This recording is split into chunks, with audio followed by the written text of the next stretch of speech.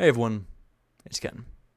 Bit of a different video than normal. I would normally post a video about DBD or something like that, but for the past 3 months I've been in a job that I've really enjoyed, but has been an absolute train wreck when it comes to management, or specifically another employee. Traditionally, whenever I do a job, I would normally work for months on end, and then possibly even years on end, and then put in my 2 weeks as I found a different opportunity. This didn't happen, unfortunately, as it had something that was personally a threat to me. It personally threatened my safety and well-being while employed at this facility. For those who have read the title and the thumbnail, I quit my job from an assisted care facility. For those who don't know what an assisted care facility is, it's a facility that's very similar to a nursing home, except for traditionally a nursing home by people who require almost complete full cares. Assisted facility is just that, an assisted facility.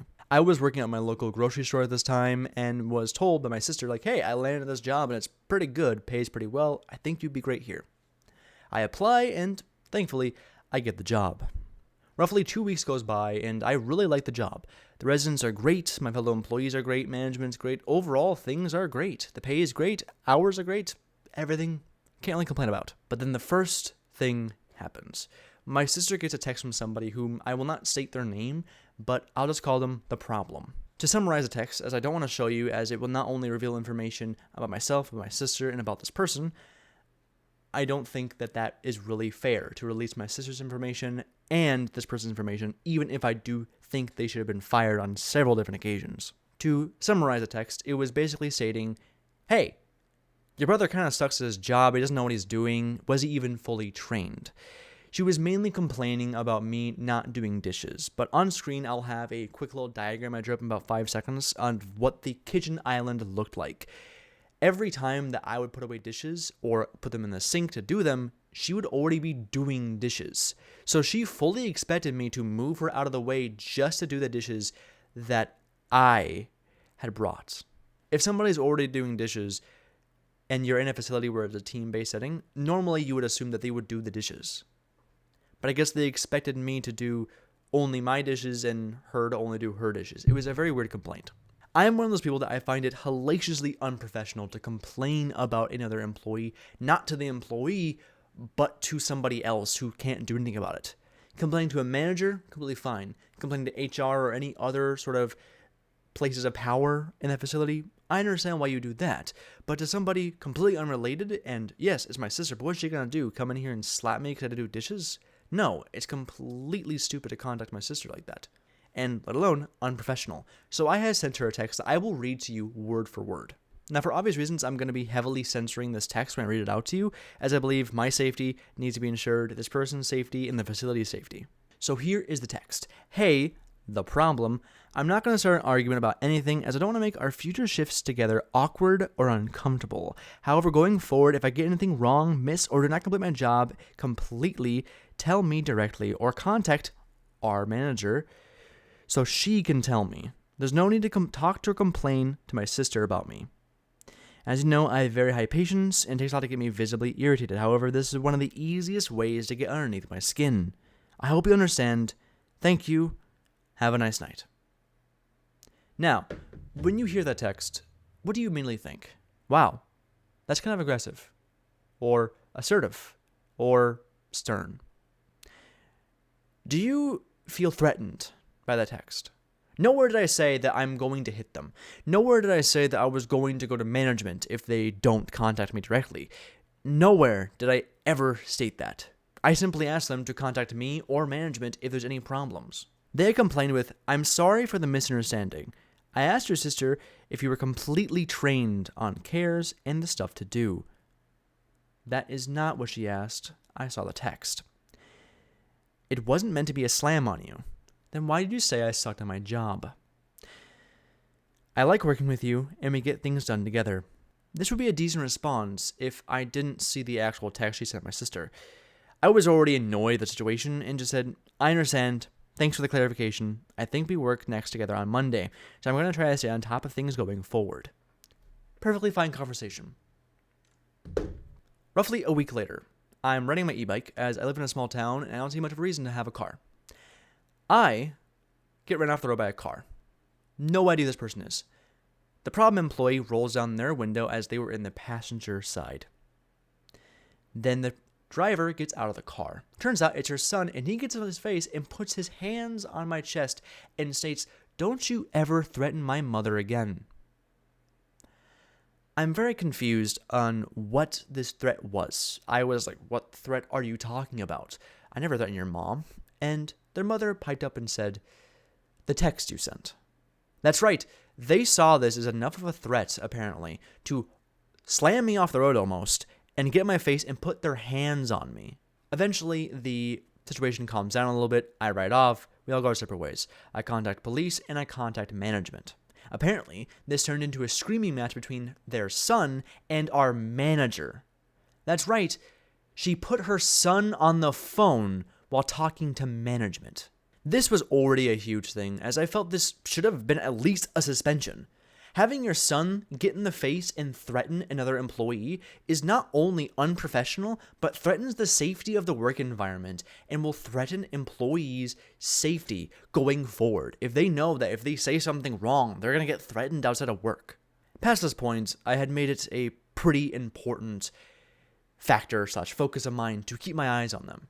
Almost every time shift change would occur, they would complain the second shift change would end. They would complain about not only that the shift before them didn't do the right things, but that the shift after also doesn't do the right things either, meaning the night shift. And instead of contacting management, she would just pretty much vent to me about it by complaining about them without fully thinking to have it changed by contacting any sort of management. There was even one day where we came in. I think this was roughly 2 weeks after the events of the entire threatening. She walks up to me and says, "Hey, Michael, you'll never believe what they did." And I say, "What?" "They didn't wash this table." I'm going on my smoke break now. This was less than 5 minutes into shift change being completed. And she's already complaining and leaving her smoke breaks. Let's talk about the smoke breaks as well. At this facility, you are entitled to 30 minutes of a break. This break would be taken out of your paycheck automatically, even if you didn't take it. Meaning if you stayed the full 8 hours, you would only get paid 7.5. Yes, I know, taking money out of an employee's check, highly illegal, but we're not going to talk about that. But apparently we're also allotted smoke break times, but I don't think we're allotted 70 to 90 minutes on average of smoke breaks. That's right, on an 8-hour shift, she would be on roughly 70 to 90 minutes out of facility being paid to be on her phone and smoking. Another thing that would happen later on is a certain resident, which I will not name any specifics, nor location, nor names, no numbers. But this resident is known for having a very uncontrollable bowel, very unpredictable. During this day, it was an especially tough time for them. And of course, that means we need to constantly change them, which is fine. That's our job. When shift change relays this information to us, she says, well, she's going to have to sit in it, as she was on cares. For context, there are 2 roles that need to be filled during a shift: meds and cares. I'm sure I don't need to explain it to most people, but I will anyway. Meds handles any and all medications for residents, while cares handles any and all cares. Now, of course, both sides can help each other, and she was true to her word. They sat in it until after dinner, meaning they were in a visibly dirty brief, and also a very smelly brief, for upwards of 3 hours. This became part of the ever-growing list of things I was reporting her for. Not too soon after, I had walked past a resident's room and heard them talking, and I heard another resident's name. And this resident's name was mentioned several times, including very sensitive information about the resident, from how often they go to the bathroom, how annoying they are, how much they need to be changed, how dirty and smelly they are. That is correct. This problem employee was pretty much bashing on a resident to another resident. And before you say, okay, all this is hearsay. No, it's not. You want to know why it's not hearsay? This is a frame from a 1.5-minute long video that I recorded of them doing this. That's right. A minute and a half straight of them complaining about a resident. Crazy, I know. Now, you might say I'm in the wrong for recording this, and I probably am. But I think you're even more wrong bashing on a resident, completely shitting on them to another resident. But let's move on. Eventually, I collect a ton of reports from other employees and also a ton of other things, and eventually hand it to my bosses. And I state, I'm not going to want to seek further employment here if this person isn't at least punished in some capacity that I would see justifiable, i.e., firing.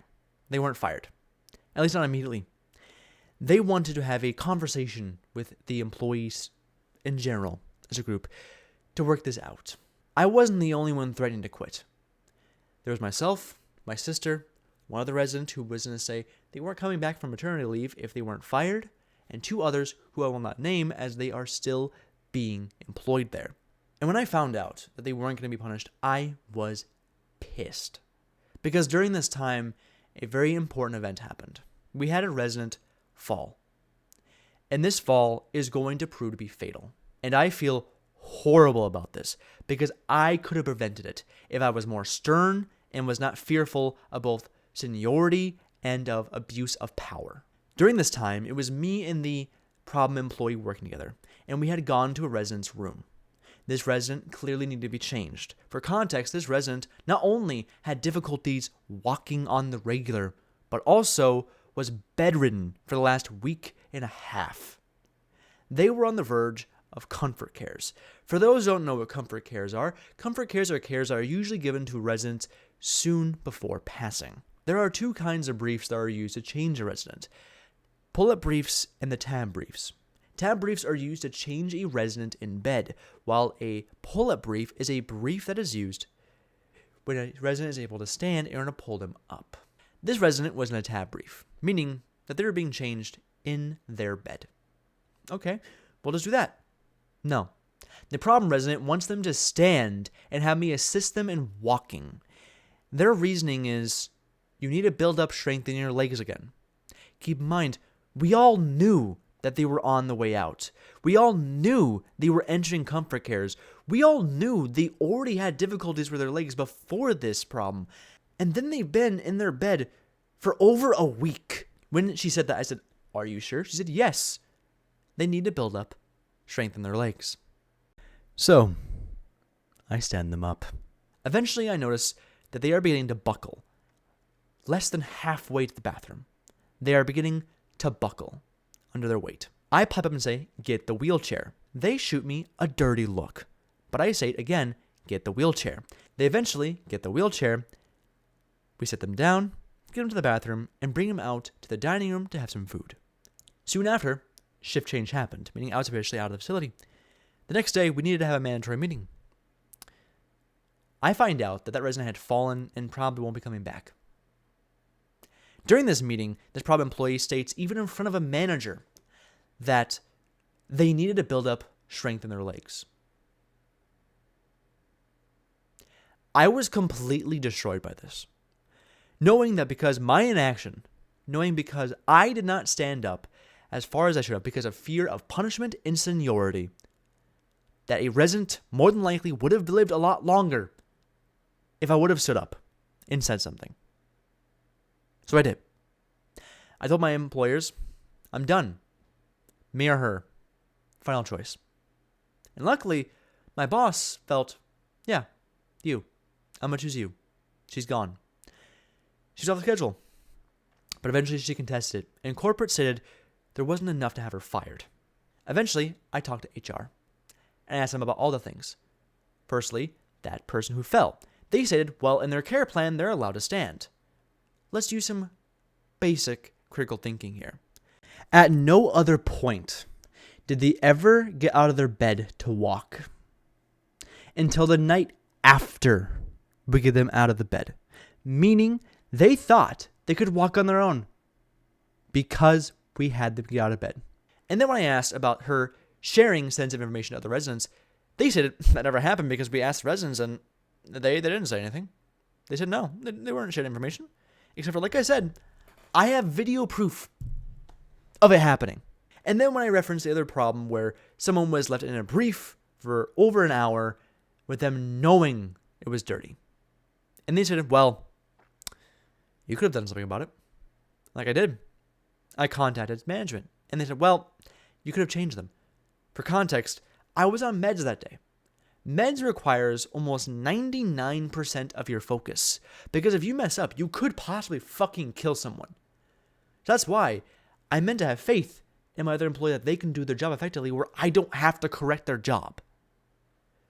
So I left. Due to their inaction, not only threatening the safety and privacy of their employees and residents, and overall threatening the safety of employees by having their son threaten somebody and doing nothing about it, I said, I'm done. I'm going to collect my things and go. Not even in 2 weeks. Now I hear this problem employee is now complaining that they need to do the job that I did. There was no difference between me being by myself and me working with them. But they're already complaining and blaming me for everything because I quit. This video is not meant to cause harassment or any sort of attack towards this problem employee. But no, it's to attack corporate of HTG, the corporation that owned the facility that I worked at. You chose an employee that not only indirectly caused the possible death of a resident, an employee that threatens other employees, belittles residents, and belittles fellow employees, and doesn't even like their job nor do it right. They made the wrong choice. They backed an employee who did not care in a care facility. I'm sorry. I needed to get this all out. I know traditionally I come into videos very positive, nice, nonchalant, if you will. But I'm pissed that such an injustice happened. But yeah, without further ado, I do hope you all enjoyed this video. Have a nice rest of your night, morning, whatever it is for you. Bye.